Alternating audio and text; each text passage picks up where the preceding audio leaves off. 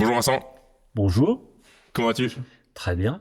Merci de venir pour notre podcast, pour venir parler un peu de Cavac Biomatériaux, de ta vie, de ton expérience, de ce que tu as fait par le passé, ce que tu fais aujourd'hui, voir aussi un peu le futur.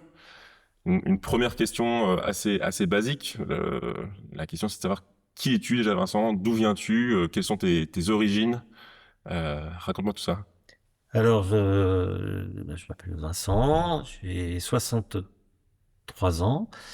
Euh, j'ai toujours une hésitation sur l'âge parce que je fonctionne par dizaines. Ok, Donc pendant 10 ans, j'ai le même âge et après je là change. t'as 60 ans. Voilà, en gros, j'ai 60. Très bien.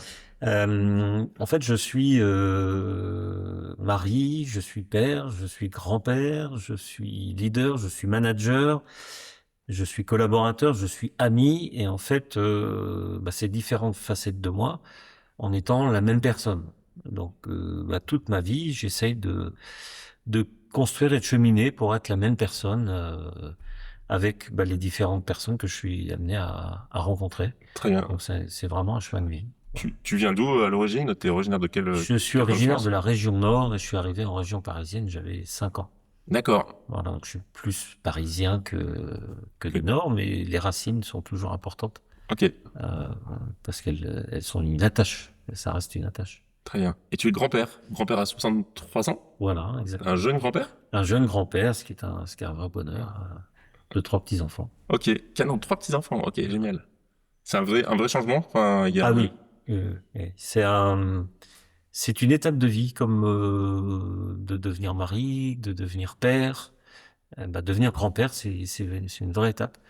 Et il m'a fallu un petit peu de temps endosser ce rôle. voilà, exactement, endosser le rôle. Pour moi, la deuxième, c'était plus facile, la troisième aussi. Donc, les suivants, ça sera mieux. Royal.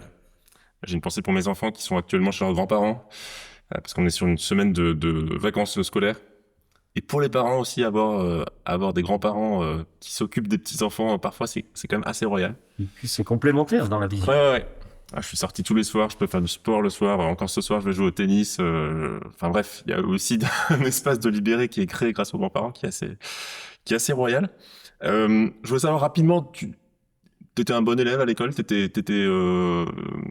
comment ça s'est passé ta période Il y a eu des hauts, des bas. Hein. J'ai été amené à redoubler des classes. Et puis, Ok, t'as redoublé quelle classe? une classe qui se redouble relativement peu, c'est la première. Ok, Et en fait, voilà, je me cherchais un petit peu. En fait, je me suis après orienté vers toutes les disciplines plutôt biologiques, avec la volonté de travailler dans la forêt, dans l'agriculture, etc. Et puis, c'était contrarié. Donc, j'ai passé le concours de l'agro à l'époque, il y a de ça, ouais, plus de 40 ans. Et à l'époque, il n'y avait pas toutes les passerelles qu'il y a aujourd'hui dans toutes les disciplines. ok, Donc, on frappait à une porte, c'est l'examen, on le passait avec succès ou pas. Et il s'avère que j'ai pas été accepté, enfin, j'ai pas réussi l'examen de l'agro, enfin, le concours plutôt. Et de ce fait, je me suis redirigé vers une école de commerce qui venait de s'ouvrir. ah ouais, gros changement quand même. Gros Sur la biologie changement, et le commerce, gros changement. Et en fait, c'était une école qui mélangeait les disciplines Sciences Po et les disciplines école de commerce, d'accord. avec des professeurs de Sciences Po et des professeurs d'école de commerce. Donc, c'était d'une richesse et c'était nouveau dans les années 85. C'est marrant, ça fait le lien, on en parlera après, mais de ton activité aujourd'hui entre Exactement. Cavac Biomatériaux Exactement. et le Oui, tout commerce et le à fait. marketing. Et le fil des opportunités, des rencontres ont fait que j'ai démarré dans les matériaux de construction. Donc, j'ai démarré dans le ciment, après je suis allé dans les panneaux de bois, après je suis allé dans le plâtre, après je suis allé dans les isolants. Et donc chaque fois que j'ai changé de poste, de mission, j'ai changé aussi de matériaux. Ok, on en reparlera juste après. Je veux quand même revenir là-dessus parce que on a eu des invités chefs d'entreprise à succès, enfin des gens qui sont à la tête de belles boîtes et ainsi de suite, qui ont aussi redoublé, parfois au collège, parfois au lycée, même parfois plusieurs fois. On en a eu certains qui ont.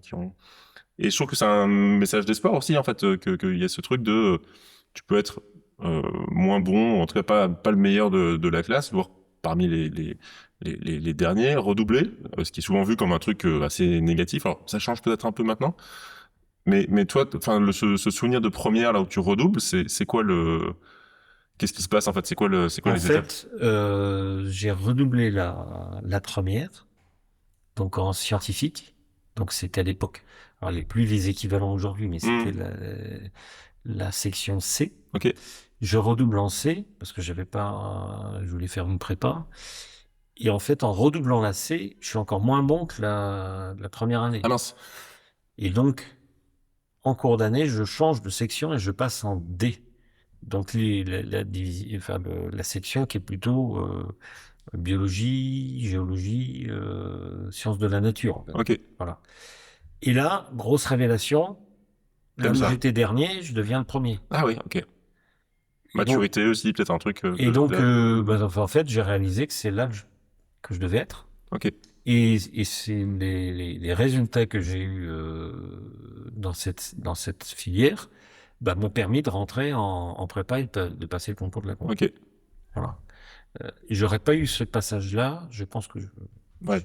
T'aurais une autre vie. j'aurais pu rester sur un échec si j'avais pas changé, par exemple. J'en sais rien. Ok. Mais toujours est-il, donc en fait, il y a toujours. Enfin, moi, je pense que l'échec, en fait, c'est pas un échec en soi, c'est une expérience qui montre que bah, c'est pas ajusté, donc Hmm. faut trouver l'ajustement. Et la difficulté, c'est de trouver l'ajustement. Ouais, qu'est-ce qui te correspond et Exactement. on parle de fit, alors c'est un anglicisme, mais effectivement, qu'est-ce qui te correspond parfaitement et sur lequel tu te Voilà, et plais, puis quoi. d'être là à l'endroit où je vais être le mieux, enfin, Hmm, qui correspond et ce qui est pas facile, enfin, je trouve que c'est la mission de toute une vie, hein. ouais. Ensuite, on enchaîne sur la partie, effectivement, ta carrière. Tu as dit que tu as fait dans le bois, dans le placo, dans différents... Oui. C'était quoi les entreprises dans lesquelles tu as bossé J'ai travaillé enfin, j'ai toujours eu une constante, c'est que j'ai toujours eu le groupe La France comme concurrent. D'accord. Donc, Quel que soit le... tu te définis pas comme ton entreprise dans laquelle tu travaillais, mais par rapport à ton Oui, concurrent. C'est marrant. c'est assez marrant. Même en changeant, j'avais toujours le même concurrent, donc avec des départements différents. Et donc j'étais chez l'entreprise n'existe plus en tant que telle puisqu'il y a eu des rachats successifs. Mais c'était des groupes, un groupe cimentier qui s'appelait Ciment Français, qui était racheté par un Italien, qui est maintenant racheté par un Allemand qui s'appelle Heidelberg Cement. Ok. Euh, Ça, c'était il y a une quarantaine d'années. Après, je suis allé dans un groupe qui fabriquait des panneaux de bois, tout type de bois, contreplaqué, mélaminé, etc. Et ensuite, je suis rentré dans le groupe anglo-saxon British Plasterboard, qui est Placo en France, Ok.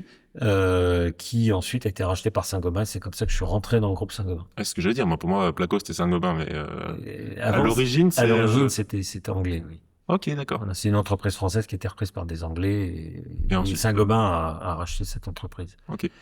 Et rentrant dans le groupe Saint-Gobain, bah, j'ai continué de travailler dans les plaques de plâtre et puis après j'ai travaillé dans l'isolation chez Isover et ensuite avec des allers-retours sur des postes régionaux, nationaux, internationaux. En fait, la beauté des groupes qui parfois peuvent être un peu décriés pour d'autres raisons, offre des opportunités D'évolution, ouais. d'évolution, une ouverture sur des sujets, des pays, des cultures, des disciplines qui sont un tout petit peu plus difficiles d'avoir sur des plus petites structures. Bien sûr, ouais. T'as travaillé dans quel pays? En fait, j'ai travaillé sur, j'ai eu à 2 reprises un rôle central pour animer des communautés marketing ou digital ou faire des lancements de produits internationaux. Et j'ai travaillé la première fois sur une quinzaine de pays et la deuxième fois sur une trentaine de pays Ah différents. ouais, ok. Voilà. Donc beaucoup de déplacements. Beaucoup, beaucoup de déplacements, oui. T'habitais pas dans un pays étranger, Non, mais tu enfin, te déplaçais. voilà, exactement. Ok. Donc j'ai un bilan carbone qui est catastrophique. Non, mais moi, j'ai pas d'opinion là-dessus dans le sens où je ne juge pas. Mais enfin, c'est comme ça, hein. Ouais, j'ai pu être parfois un peu jugé, dire ah, ok super, bravo les gars. Puis en fait, je me rends compte que la vie est faite de tellement de choses que finalement, voilà, Après, complexe. je pense on peut s'organiser pour faire des efforts et améliorer. Mm, Mais c'est pas tout ou rien. mm. Et puis enfin, il y a avant tout un sujet collectif, politique et global qui, à l'échelle de l'individu, enfin, c'est bien au-dessus de nous. Enfin, des fois, tu fais des efforts personnellement et j'en fais évidemment. Et puis tu vois tout ce qui se passe dans le monde et tu te dis, t'as un peu un côté à quoi bon quoi. Mais et encore plus par le passé. Enfin, je veux dire, quand tu faisais tes déplacements en avion et ainsi de suite, c'était aussi des époques où le bilan carbone n'existait pas ou très peu et donc, Enfin, moi, je m'en préoccupais ouais, c'est pas, ça. et Je puis sens. c'était pas un sujet d'actualité. Ouais. Enfin, le, le, le changement climatique n'était pas à l'ordre du jour. C'est clair. Et en plus, tu travailles pour de l'isolation. À la limite, on peut dire, Voilà. t'avais déjà un impact sur ce que tu faisais. Toujours travaillé dans le marketing, ça a toujours été une constante Non, là-dessus? j'ai travaillé, non, j'ai travaillé dans le commerce, beaucoup. Et puis, marketing, le digital. Et puis, j'ai eu le management de plusieurs unités de production, des usines, Ah ouais, d'accord. Ok. ce qui me permet aujourd'hui d'avoir répondu à cette proposition de la CAVAC qui ouvrait un poste de direction générale qui, en fait, c'est le directeur général, c'est un chef d'orchestre. Hmm, C'est vraiment le chef d'orchestre qui fait que chaque pupitre doit jouer bien sa partition et est complémentaire pour que ça fasse une belle œuvre. ok. Si on vient juste sur tes postes, tu disais que t'as fait du commerce. Qu'est-ce que tu retiens de ça? Est-ce que tu as des conseils à donner? Est-ce qu'il y a des choses où tu dis, ouais, ok, le commerce, c'est pas un métier facile, c'est souvent un peu, enfin, je sais pas si on peut dire décrié, mais un peu, parfois mal vu. T'as des retours d'expérience là-dessus? Oui, enfin, et d'ailleurs, ça fait partie des échanges dans les entretiens d'embauche, hein, pour les commerciaux. Euh, le commerce peut être vu comme étant un métier facile, Hmm, où il suffit de tchatcher un peu et puis on fait. Ça va bien quand on est éventuellement dans un magasin. Et encore, le commerce, la première base du commerce, c'est qu'il faut déjà aimer les gens. C'est la base. hmm, Ensuite, c'est d'être ouvert. Ça fait partie d'aimer les gens, c'est d'entendre et de comprendre le besoin de l'autre. hmm. Et ensuite de voir comment, dans ce que j'ai à proposer, je vais pouvoir répondre à son besoin. Donc c'est un tout petit peu plus compliqué que juste j'ai quelque chose à vendre. Ouais, c'est clair. Voilà. Et puis l'autre aspect, c'est qu'un commercial, enfin dans les métiers industriels, c'est quelqu'un qui est seul sur le terrain. Il n'est pas en équipe comme ça peut l'être dans un bureau ou dans une usine où il y a des collaborateurs qu'on voit tous les jours. Là, le commercial, il est tout seul dans sa voiture, ou la commerciale, elle est tout seul dans sa voiture. Hmm, Donc, faut accepter de vivre ça aussi, parce qu'il y a des jours où ça va super bien, les rendez-vous se passent bien, puis il y a des jours où ça se passe vraiment pas bien. Il faut avoir la ressource pour pouvoir aller outre et dire, je repars, et avoir cette force de toujours repartir. ouais, et puis la difficulté aussi, moi j'ai fait un peu de commerce aussi et on en fait encore aujourd'hui pour Enercool, hein, et donc évidemment j'en fais aussi. Euh, Effectivement, la solitude, tu vas au resto, tu manges seul. Des fois, c'est d'une tristesse absolue où tu as Ouais. une rangée de Ouais. commerciaux qui Ouais. mangent au resto, chacun seul et ainsi de suite. Ou même, tu manges un sandwich dans ta voiture sur un parking. Il y a effectivement ce truc de solitude assez forte. Et puis parfois aussi tu fais un long déplacement, tu fais 30 minutes de rendez-vous et tu repars. Enfin, il y a un truc un peu Ouais. vraiment de dire waouh, c'est assez costaud. Un autre truc que je vois que j'ai compris un peu aussi sur le commerce, c'est la rigueur absolue qu'il faut avoir pour être un bon commercial. Alors, C'est pas du one shot, c'est effectivement savoir être présent sur le long terme. Et ça, c'est pas évident. en fait, le commercial, il y a un aspect de court terme qui est lié à la commande immédiate Mhm. et un aspect de long terme qui est je veux dire, la culture de la relation. Et donc, quand on démarre avec quelqu'un que l'on ne connaît pas. Et sur la durée, il va falloir entretenir et faire grandir cette relation. Mhm. Donc c'est deux dimensions, court terme, long terme. Et pour le long terme, ça nécessite de se rappeler de ce qu'on a fait avant. Donc il faut être organisé, aller au bon moment, pas trop souvent. Voilà. Et il y a des dimensions théoriques et puis il y a une dimension intuitive Hmm. du bon commercial. Ouais, qui se souvient de la bonne chose au bon moment, et dire, ah tiens, il m'a parlé de ça, je Voilà. vais lui en Et qui rappeler. va avoir la petite idée qui va faire mouche Hmm. parce qu'il connaît bien son client. Ouais, c'est clair. Et aujourd'hui, les outils digitaux permettent aussi de pas perdre la mémoire. Enfin, moi, je suis toujours, moi, j'adore la partie, on va dire, CRM, où tu prends des notes de ton rendez-vous et tu es capable 2 ans après de dire, ah oui, mais vous m'aviez dit que telle personne était partie ou que vous preniez ce poste ou ainsi de suite. Si tant est qu'on reprend les notes. Voilà, c'est ça. Non, non, mais voilà. Et c'est d'où la rigueur et d'où ces éléments là-dessus. Ça marche. Toi, t'as fait du commerce vraiment, comment dire, pur et dur dans ta voiture seul. Ah oui, oui, bah, j'ai Ouais, débuté comme ça. ouais, d'accord. C'est une belle formation. C'est une bonne formation. Ça permet de comprendre en fait. C'est vraiment bien de commencer par le terrain et de connaître la réalité Hmm. de ce qu'est la vraie vie. Et parce que il est possible de pouvoir apprendre de la théorie, de se dire, bah, je pense que c'est comme ça, mais en fait, la réalité est un tout petit peu différente de la théorie. Ouais, c'est clair. C'est un vrai truc hyper important. Donc, carrière chez Saint-Gobain assez longue, de ce que je comprends? 15 ans. 15 ans, Je suis ok. resté 15 ans. Et ensuite, c'est là où Cavac. Et en Ah, fait, il est arrivé un moment où j'avais, enfin, plutôt fin de carrière, où j'ai eu l'impression de plus servir à grand chose dans l'organisation. Je leur ai hmm. dit, je pense que ça peut être une bonne idée que je quitte le groupe. Et ils m'ont dit qu'effectivement, ça pouvait être une bonne idée. Ok. Donc Ça a l'air violent quand tu le dis comme ça. Enfin, tu me dis de toute comment? façon, quand la boîte dans laquelle t'as bossé pendant 15 ans te dit, elle aussi, que ça peut être une bonne idée que tu partes, t'as pas un peu un côté... Bah, ça s'est mûri et je pense qu'il y a un temps pour tout. Et voilà, ça s'est fait intelligemment. De bonne foi Ok, et à froid, et ben vaut mieux que ça se fasse comme ça que ok. et de ce fait, bah, je suis en très bon terme et puis c'était une très très belle expérience et je pense que tout ce que j'ai pu faire et là où j'en suis aujourd'hui, le passage de Saint-Gobain m'a été extrêmement positif et donc si j'en suis là aujourd'hui, c'est aussi grâce à eux, grâce à mon parcours. Saint-Gobain, plus vieille entreprise française, enfin Ah, 1700... plus de ils ont pas fêté leur... 360 et quelques, Ah 300, oui, c'est ça, il y avait quelque voilà, chose comme ça, 360 ans. voilà. Donc oui, Extraordinaire. c'est l'une des plus vieilles, Avec le village de Saint-Gobain, voilà, en Picardie. exactement. Ma femme vient de là-bas, je passe souvent à Saint-Gobain, je vois très bien le village de Saint-Gobain. Dans l'Aisne. Ouais, exactement.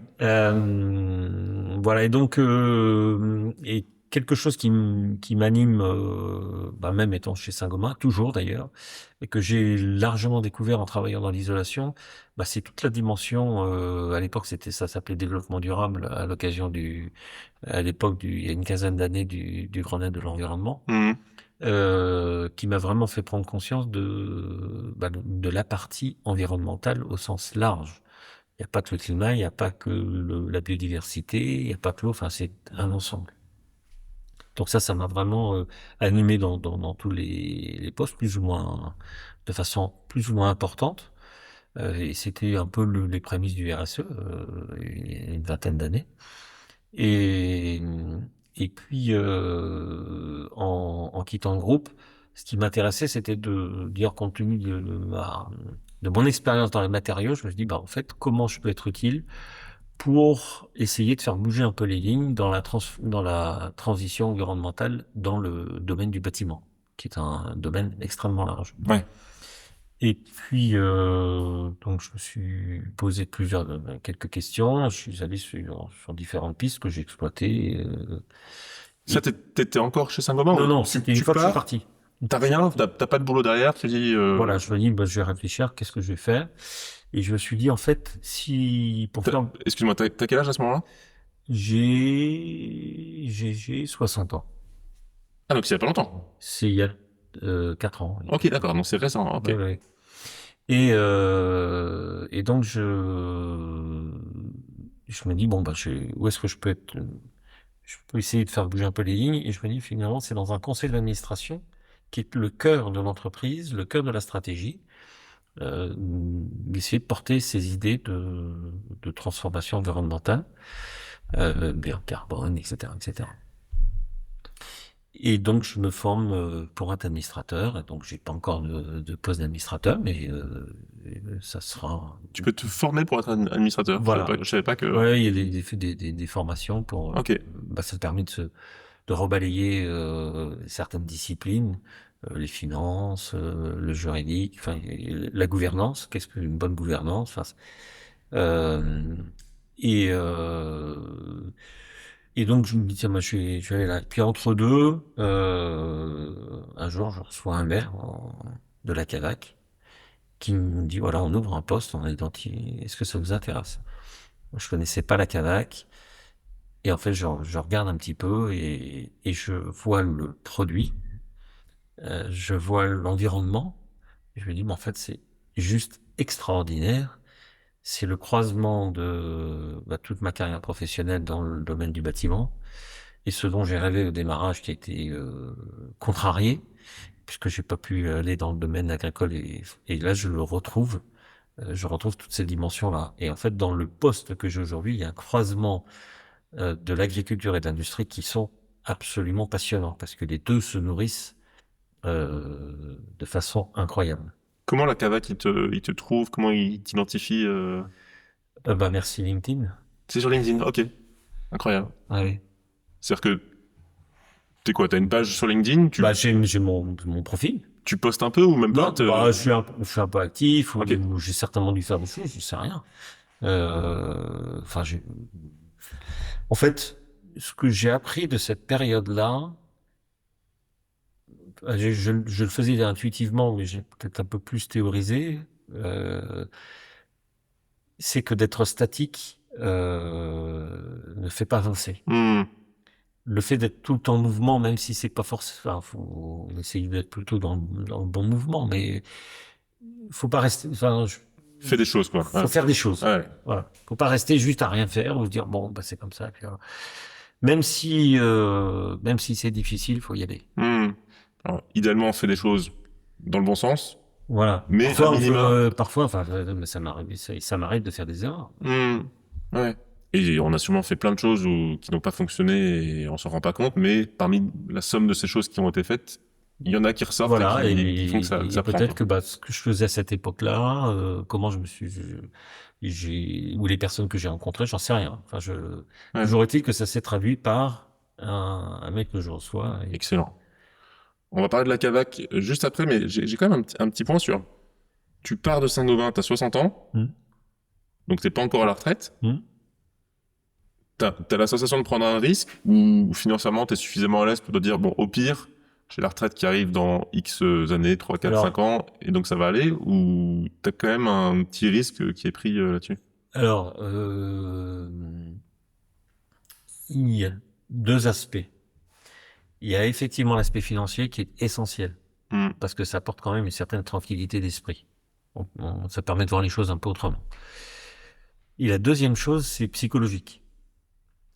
Avant de quitter Saint-Gobain, je me suis préparé. À partir du moment où j'ai pris la décision, je savais que dans 3 mois plus tard, je quittais le groupe. J'avais plus mon ordinateur, j'avais plus ma voiture de société, et que mon emploi du temps allait être complètement différent. Hmm. Donc je me suis préparé à ça. Ce qui m'a permis et puis de faire une coupure. C'est-à-dire, j'ai fait une vraie coupure euh, d'avant et d'après. Hmm. Donc ça, c'est sur la partie psychologique pour se dire, bon, je change et j'ouvre un nouveau chapitre. Parce que dans tous les changements que j'ai pu faire, j'ai quitté, Il y avait une... le lendemain, je repartais. Ouais. Il n'y avait pas de sas. Et ça, j'ai appris que le sas est quand même vraiment important pour, on se pose, enfin, je me pose, je fais un peu le bilan, et je repars, et c'est quoi le cap que je me donne, ou les objectifs que je me donne par rapport à ma nouvelle situation. Au niveau familial aussi, Ah bah on en parle un petit peu, enfin, j'en ai parlé un petit peu avec mon épouse, enfin, c'était plutôt accepté ou ça... c'est partagé. Oui. Ouais. Oui, oui. Euh, et sur la partie financière, je pense qu'il y a une chose enfin moi je pense qu'on ne la dit pas assez, c'est que la France est un merveilleux pays parce qu'il permet, en quittant une entreprise, que France Travail puisse accompagner. Alors c'est en train d'être modifié, le projet de loi a été refusé là cette semaine. Ils réduisent dans le cadre de rupture conventionnelle, je suis parti dans ce cadre-là, de démarrer une entreprise sur une période de 2 ans. Ce qui est moins maintenant, mais enfin, moi, j'aime aussi monter Enercool. C'est Au quand même chômage. assez incroyable Ouais, exactement. pour favoriser la création d'entreprises. Et donc c'est ce que j'avais en tête. Et donc j'ai créé avec un ami, on a créé une petite entreprise, on a eu des missions. Puis bon, j'ai arrêté parce que j'avais un choix puis ça m'a permis de découvrir ce qu'était le métier de consultant et de m'apercevoir que j'étais pas fait pour ça. Ok. Voilà. Mais je l'ai fait en vrai pendant 6 mois. On a eu assez vite deux missions on a fait. Ok, intéressant ça aussi. En fait, tu as aussi créé une entreprise Oui. après ton départ. Et de fait, je suis plus à l'aise et je suis mieux dans un poste de salarié Mhm. que de consultant, freelance, etc. C'est pas mon truc. C'était quoi tes difficultés là-dedans? C'est pas aller au bout. Ah oui, d'accord, tu vois pas la finalité de ce que tu fais. Ah, j'en fais une partie et puis j'ai pas la main. Mhm. Enfin, je donne des conseils, je donne des orientations et puis voilà. Et puis après, on va refaire un autre. Ouais. C'est marrant, j'ai la même sensation. Moi, j'ai travaillé en bureau d'études euh, sur la partie audit énergétique, de faire des audits, de donner des conseils à des clients pour économiser de l'énergie dans les bâtiments, plutôt des gros bâtiments. Et effectivement, tu avais un peu cet aspect de je donne des conseils, voilà ce qu'il faut faire, et tu sauras jamais la suite, Voilà. si ça a été fait, pas fait, comment ça a été fait, ainsi de suite. Il y avait un peu cette frustration effectivement de tous les métiers de conseil globalement. C'est que Oui. tu donnes des conseils, mais c'est pas toi qui finalement mets en œuvre les conseils que tu as proposés. Oui, Donc, puis d'embarquer les équipes qui vont travailler hmm, dessus, ça c'est toute cette dimension-là. ouais. Ok, donc tu fais cette petite boîte entre Ouais. guillemets, mais que voilà, assez vite tu dis bon en fait c'est pas pour moi. Bah, Et ça s'est arrêté parce que j'ai eu l'offre de la demande de Cavac. ok, Sinon, peut-être que tu aurais peut-être continué. j'aurais peut-être continué. Incroyable. Ça marche. Parlons un peu de Kavak, parce que déjà on en a déjà parlé de tout ça. Est-ce que tu peux déjà nous dire ce qu'est Kavak, d'où ça Alors, vient? Cavac, c'est une coopérative vendéenne qui a été créée il y a 60 ans, qui, dans son ADN, entre autres, c'est de créer des filières, c'est-à-dire de la production jusqu'à la transformation. Il y a eu à peu près 24 activités différentes, Ok, wow. avec un pôle tout ce qui est végétaux, qui comprend céréales et puis légumes, un pôle élevage, dans lequel on va trouver une grande variété d'animaux. Ça va du porc, poule, canard, bœuf, enfin voilà, ovin. Ensuite, il y a un pôle alimentaire où justement il y a la transformation de la matière première Mhm. Alors il y a une boulangerie qui s'appelle Biofourni qui fabrique du bio, enfin des pains bio, etc. Ok, Des parfums. Donc un pôle fabrication de plats cuisinés aussi, avec Atlantique Alimentaire.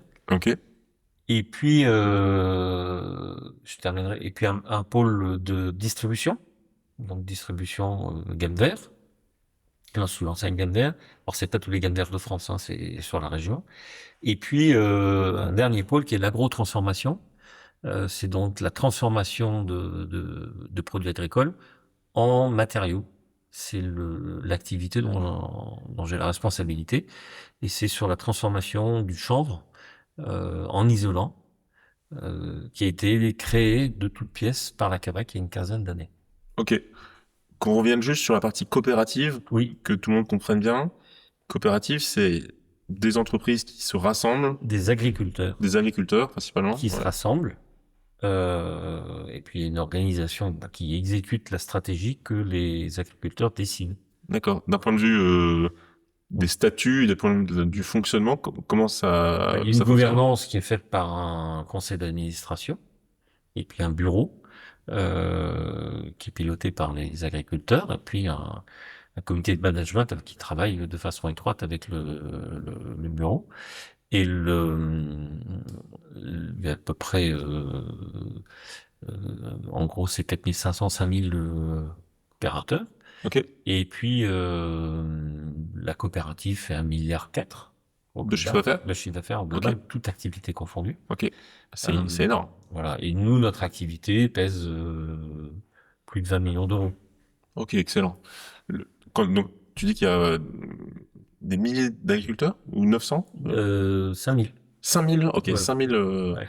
Donc ça va du plus petit à Et l'immense boîte. avec des variétés. Mais en gros, le profil des fermes, c'est à peu près 80%, c'est de la polyculture. Donc, élevage, euh, culture, ça peut être de la culture de céréales, culture de légumes, et puis culture de chanvre. Et en fait, les céréales vont servir aussi à alimenter l'élevage. Ok. Voilà. Et le lisier sert aussi Et la partie. l'agriculteur qui fait partie de la coopérative sait que globalement tout ce qu'il produit va être vendu grâce à la Voilà, coopérative c'est ça, exactement. aux autres réseaux et Voilà. ce genre de choses. J'ai l'impression que c'est quelque chose qui se fait beaucoup à l'ouest de la France. C'est un truc très ouest de Dans France. toute la Dans France. toute la France? Toute la Ok. France, oui, il y a un tissu coopératif en France dans l'agriculture qui est important. Ok, ça marche. Après, toutes ne sont pas aussi diversifiées que les CAVAC. Certaines sont un peu plus spécialisées Ouais. sur des typologies de culture, d'élevage, etc. Ok. Ça s'est fait aussi, j'imagine, graduellement. C'est-à-dire que au début, la coopérative a dû être créée sur une filière spécifique, puis voyant. Puis il y a eu des rachats, voilà, de coopératives qui viennent qui proposent de rejoindre la CAVAC, etc. Enfin, ça c'est, et l'activité CAVAC Biomatériaux est une activité qui a été créée de toutes pièces par CAVAC. D'accord. C'était quoi l'origine? C'était Alors une l'origine, opportunité de dire, ah, là, il y a quelque chose à en fait, faire. l'origine est venue en 2008 au moment des subprimes, où les cours du blé étaient très fluctuants, Mhm. donc montaient, descendaient. Et pour diversifier la culture, euh, les agriculteurs se sont dit, tiens, bah, pourquoi on se mettrait pas à faire du champ? Mais juste la culture du champ, c'est pas comme le blé. C'est-à-dire qu'une fois qu'on a cultivé du champ, on en fait quoi? On va pas le récolter, on le met dans le silo, puis on le vend sur... Hmm. Il faut le transformer. Et donc, sur la transformation, on dit, bah, très bien, mais on va le transformer comment? Qu'est-ce qu'on va en faire? Et ils ont regardé, ils ont eu cette vision en 2008, enfin Ouais, ouais. 2008-2009, hein, de se dire finalement, sur le marché, il n'y a pas d'isolant à base de chanvre, allons sur l'isolation à base de chanvre. Sans, Avec toutes les sans, réglementations que ça exactement, sans demande. connaître le domaine du bâtiment. Donc, Ah ouais. faut mesurer le travail qui a été fait, la course d'obstacles qui a été passée, pour arriver là où ils en sont aujourd'hui. Parce qu'il y a plein de choses. Il y a déjà l'image du chanvre. Le chanvre, faut rappeler que c'est du cannabis, globalement, ou Voilà. en tout cas Alors, c'est le nom générique, mais en fait, il y a 150 variétés de chanvre différents. Mais j'imagine que c'est hyper réglementé. C'est Tu te mets très pas à cultiver du réglementé, chanvre. et c'est très réglementé. Et en fait, ce qui fait la différence entre, je vais te dire poliment, le cannabis récréatif, c'est son taux de THC. Hmm. Et donc là, on est sur des taux supérieurs à 10. Nous, on est à 0,1. Ouais. Ça n'a Mais rien à voir. il faut montrer, j'imagine, quand même patte blanche auprès des autorités pour dire, euh, c'est- nous on fait ça pour le violent, quoi. Il y a un côté. Les semences sont réglementées, enfin tout Ok, c'est bien bordé. ok. J'avais en tête une entreprise qui existe toujours, hein, qui s'appelle Ocaran, qui fait des crèmes à base de chanvre, parce que je crois que le chanvre a des vertus Beaucoup de dans vertus. énormément de domaines. Absolument. Et j'ai cru comprendre que c'était pas simple, quoi, d'avoir des cultures et pouvoir. En fait, au 19e, la France était cultivée plus de 180 000 hectares de chanvre. Ok. Par exemple, les corderies royales de Rochefort sont à Rochefort parce qu'elles étaient dans un bassin de chanvre. Ah oui. Parce qu'on faisait les corderies de bateaux à base de chanvre parce que le chanvre est une fibre très très résistante. Et puis au fur et à mesure, le coton est arrivé, le nylon est arrivé, Et donc le chanvre a disparu. Et son usage a disparu. Jusqu'à tomber dans les années 60 à 400-500 hectares, à peine. Donc on rappelle 100 180 000, plus de 180 000 à hectares, 500, à 500.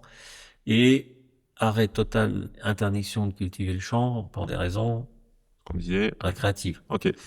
Euh, et puis le chanvre est à nouveau revenu au bout du jour. Et aujourd'hui, quand on le met en paillage, outre le fait que ça évite les mauvaises herbes de pousser, mais ça aussi permet de réguler une partie de l'humidité de la terre D'accord. pour la jardinerie. Ok. Et donc, une fois qu'on a fait cette première opération de ce qui s'appelle de défibrage, qui est la première transformation de la paille, une fois qu'on a la fibre, on fait une deuxième transformation avec la fabrication de l'isolant. Donc c'est une autre ligne différente du défibrage. Donc ça, une autre usine. faut des machines Faut des machines. qui sont spécifiques à cette matière, ou tu peux prendre des machines qui font ça pour d'autres végétaux, ou c'est issu plutôt des machines qui vont associer des fibres. Donc ça peut être de la fibre textile, voilà, de la fibre d'une certaine taille. Ok. Voilà. Après, il y a tout un savoir-faire qui a été développé par les équipes de la CAVAC sur l'association des machines, pour mettre telle machine dans tel ordre, etc., pour fabriquer l'isolant. Et ça, c'est une partie du savoir-faire. Ok, incroyable. Voilà. Mais la fibre de chanvre, la transformation était on peut l'utiliser aussi comme matière première pour du papier, fabriquer du papier, le papier bic ou le papier à cigarette, qui est fait à base de chanvre, est utilisé aussi pour le textile, fabriquer des tissus ou le mélanger avec du lin. Ou bien encore l'utiliser dans l'automobile pour faire des petits matelas qu'on met dans les portières ou sous les tableaux de bord, avec un objectif de décarboner la fabrication des voitures, Ok. d'apporter de l'acoustique et puis aussi d'alléger le poids de la voiture. D'accord. Ça, c'est déjà existant. C'est déjà existant depuis pas mal d'années. Oui. Ah ouais, d'accord, ok. Donc vous, filière isolation. Voilà. Donc ça va remplacer de l'isolant classique que tu mets dans ta maison, dans la Ça se substitue dans les murs, dans les toitures. Et là, donc toi, évidemment, ton passé de Voilà. Saint-Gobain, Isover, tu connais parfaitement le monde de l'isolation. Tu t'es parfait pour le poste, quoi. Il y a un côté... C'est une évolution extrêmement intéressante de passer de l'industrie au biosourcé. Effectivement, et qui est vraiment dans le sens de l'histoire. C'est vraiment une évolution dans mon parcours, de capitaliser sur ce que je connais et d'aller sur un nouvel univers qui est l'univers du biosourcé, qui est un univers complémentaire avec une dimension environnementale qui est vraiment importante, sur le fait que le chanvre capte 15 tonnes à peu près de CO2 à l'hectare. Ok, d'accord. Donc en amont, quand il pousse au champ. Et de ce fait, la dimension environnementale est vraiment importante. Le chanvre aussi a des vertus agronomiques, en particulier sur l'absence de phyto, pour qu'il pousse, parce qu'il pousse très très vite. Il peut prendre jusqu'à 10 cm par jour. 10 cm par jour? Par jour, oui. Incroyable. Ça monte, et ça te pousse sur 2 mois et demi à peu près. D'accord. Et tu peux refaire des cycles Non, c'est un cycle annuel. Ah d'accord, ok. Donc il est planté en avril, en tête d'assolement. On le récolte début août. On va laisser un peu au champ pour que ça s'appelle il rouisse. D'accord. Il va passer de vert à beige marron.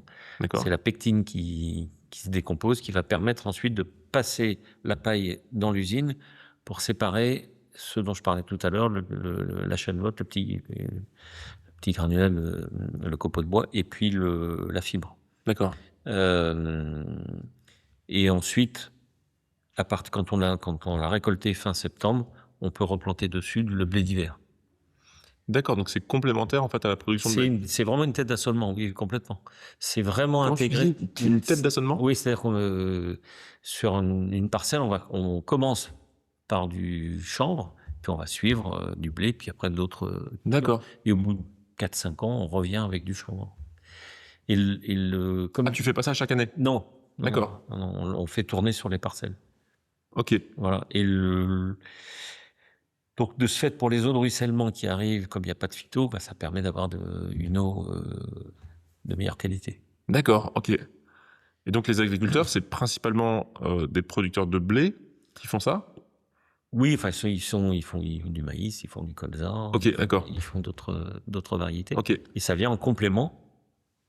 Et donc, c'est pour ça que ça s'adresse vraiment bien sur les fermes polyculture, où ils peuvent associer différentes parcelles avec différentes cultures. Ça marche. Ça demande une formation particulière pour les agriculteurs ou globalement Faut les accompagner un petit peu parce que c'est pas tout à fait pareil que de faire des céréales classiques. Il y a un petit peu un point particulier au moment du semis. Puis la récolte, il faut des machines un peu particulières parce que le chanvre, il a beaucoup d'avantages. D'ailleurs, en découvrant le chanvre, je me dis mais quel inconvénient il peut avoir. Enfin, l'inconvénient, c'est que c'est une fibre qui est très très dure, donc il faut des machines un peu particulières pour les couper. Ok, Voilà. ça marche. Ok, hyper intéressant. Donc ça, donc tu disais c'est créé en 2008. J'imagine qu'il y a des filières aussi justement commerciales, parce que c'est bien beau de créer de l'isolant à base de chanvre, mais il faut le vendre au monde du bâtiment. Oui, il faut faire connaître. Donc, alors moi, j'ai pas connu, mais ça avait été raconté, c'est que les premières années, ça a été vraiment difficile. Chemin de croix. Ah oui, vraiment. C'est vrai que quand il y avait les premiers camions qui sortaient de l'usine, c'était super. Bon, maintenant, on n'est plus à ce stade-là. Ah ouais. Voilà. Et en 3 ans, on a doublé la force de vente. Il y avait 4 commerciaux, on est passé à 8 aujourd'hui sur toute la France. Et donc, c'est distribué dans toute la France, dans tous les réseaux de distribution de matériaux. Ok, excellent. Et il a aussi fallu passer, j'imagine, les tests réglementaires. Voilà, les tests au feu, le CSTB. Exactement, il faut répondre à la réglementation thermique avec du contrôle qualité et les audits qui correspondent, et puis faire les avis techniques, etc. Ouais. Tout ce travail-là a été fait. Et aujourd'hui, vos clients, c'est qui? C'est qui c'est qui achète Alors, les gens? les clients, ce sont les entreprises de pose.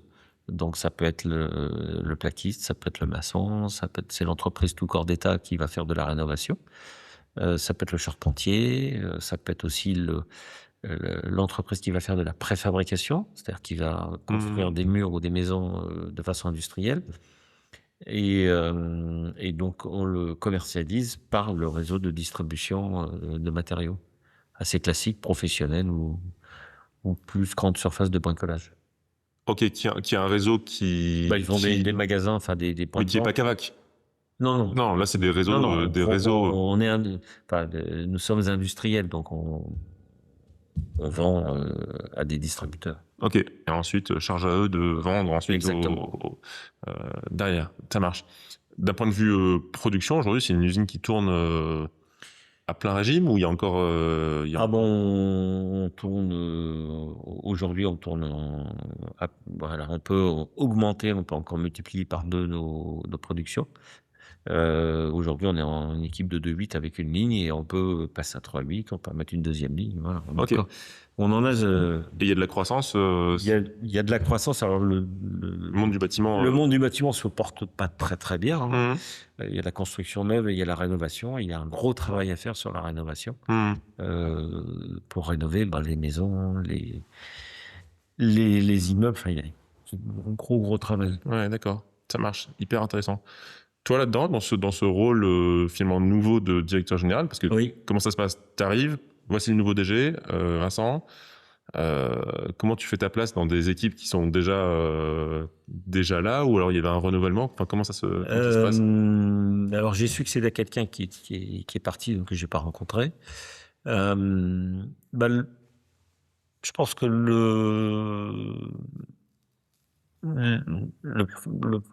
l'un des éléments importants, c'était déjà de comprendre comment ça fonctionne, l'écosystème au sein de la coopérative, avec les agriculteurs qui produisent, la transformation, les équipes agronomiques qui travaillent avec les agriculteurs sur la production du chanvre, et puis la transformation et les marchés. Mhm. Et vraiment, je suis vraiment arrivé avec une... Bon, certes, j'ai un petit peu d'expérience, mais je découvre aussi un nouveau domaine. Donc, je me suis dit, en fait, je vais capitaliser sur ce que j'ai fait en comprenant, en essayant de comprendre ce nouvel environnement et comment ce que j'ai pu faire, ce que j'ai fait, peut apporter de la valeur à ces nouveaux environnements. Voilà. Avec assez d'humilité pour dire, OK, je vais prendre un peu de recul, Voilà, déjà un peu de c'est comprendre. des équipes qui le diront. Mais oui, je sais pas, j'avais pas. Et puis, je suis arrivé, enfin donc j'ai appris après coup qu'il y avait plusieurs candidats. Le plus jeune des candidats avait 58 ans, donc OK. voilà. Et en fait, la position, le poste que j'ai dans l'organisation, j'ai plus grand chose à prouver. J'ai pas de poste à prendre. Je suis en fin de carrière, donc qu'est-ce que je vais pouvoir apporter comme valeur ajoutée? Bah, c'est mon expérience. Et puis et me mettre au service de cette organisation Mhm. avec l'objectif qui est de favoriser et d'accélérer le développement. Ouais. Voilà. Comment tu t'y prends? Tu fais des entretiens individuels Alors, avec certaines personnes. Enfin, comment ça se passe? C'est quoi alors les premières choses que concrètement, tu fais? comment je fais? Bah, je rencontre en tête à tête tout le monde. Quand il y a tout le monde, c'est combien de personnes? J'ai 7-8 personnes en direct. D'accord. Et ça, c'est quelque chose que je me suis fait depuis chaque fois que j'ai fait une prise de poste. C'est que je prépare une liste de 10 questions. Et je pose à tout le monde ces mêmes 10 questions.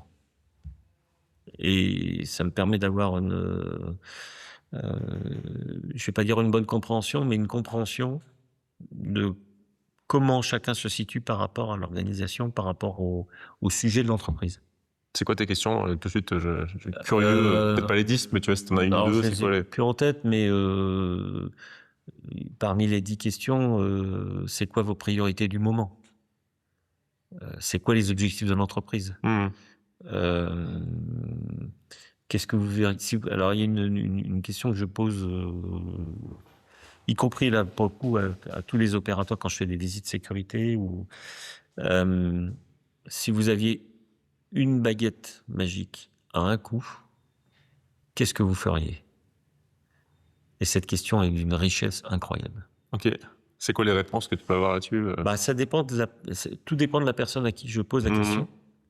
L'opérateur va plutôt mettre en avant le problème qui le pèse dans son poste tous les jours. Au quotidien. Et dire, attends, mais j'ai ça. Si vraiment j'avais une baguette à un coup, je ferais ça. Quand on va sur le chef d'équipe, ça va être un autre sujet. Et en fait, cette question-là qui décale un tout petit peu, Mhm. si je lui posais la question, qu'est-ce qu'il faudra améliorer? C'est pas pareil. Mhm. La baguette magique, c'est vraiment Le truc très haut, très loin. Voilà, exactement. Qu'est-ce qui vraiment lui pèse?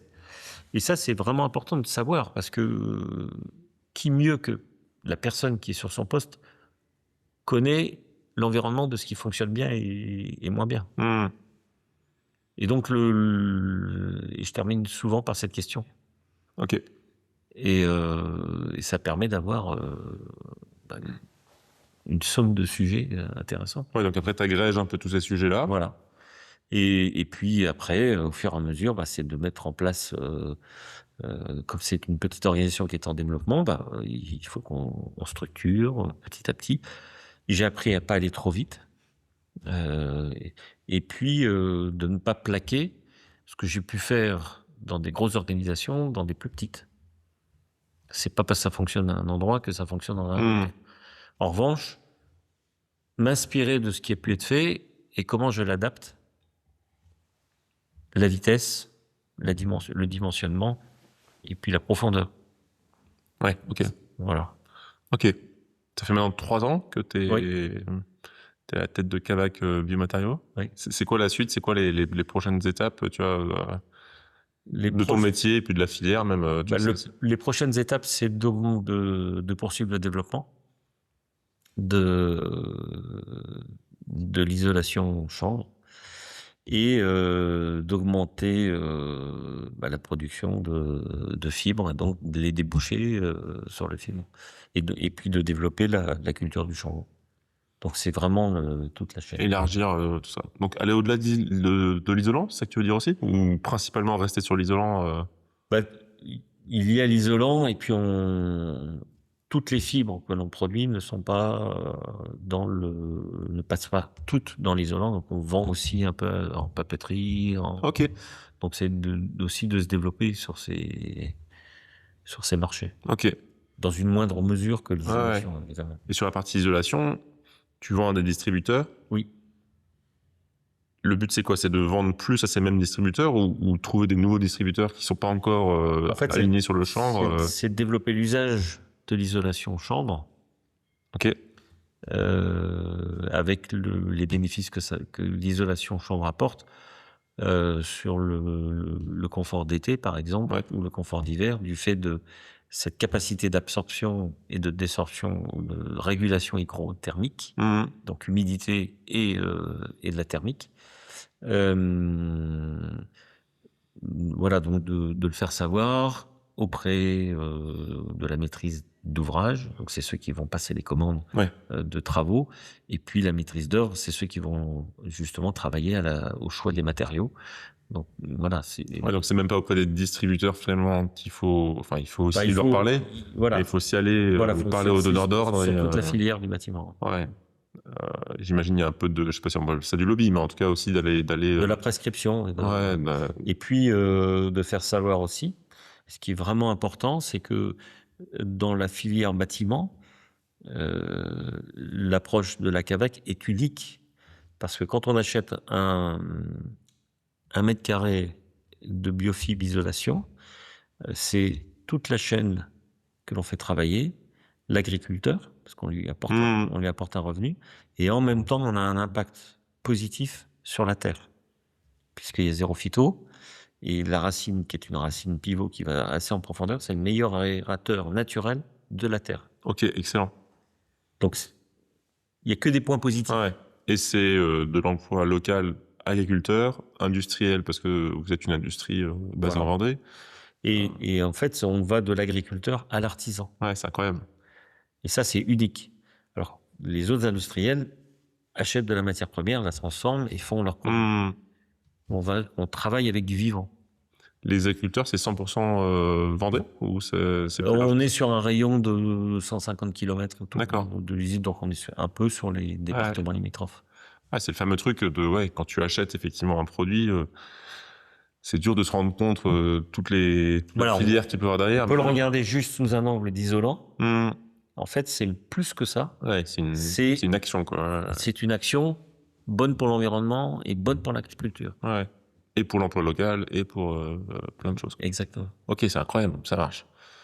Trop bien, Vincent, merci beaucoup pour tout ça. Je crois enfin, moi, j'ai l'impression qu'on a fait le tour. Je sais pas si tu as encore des choses à dire, on peut encore en parler, mais hyper intéressant. Le lieu physique, on n'en a pas parlé, mais où est basée l'usine? Alors, l'usine est en sud Vendée. Alors, l'usine de défibrage est à côté de Luçon, à Sainte-Gemme. Et l'usine de nappage, dans celle qui fabrique les isolants, est à Saint-Hermine, pareil, en sud Vendée. Voilà. Ok, des beaux coins, très sympa. Où est-ce qu'on peut te suivre les actualités de Cavac? Comment Alors, on ça nous avons un site qui s'appelle Biofib Isolation. On a une page LinkedIn, voilà, où il y a toute l'actualité. Ok, trop bien. Merci beaucoup, Vincent. Merci beaucoup. Bonne journée, salut. Au revoir.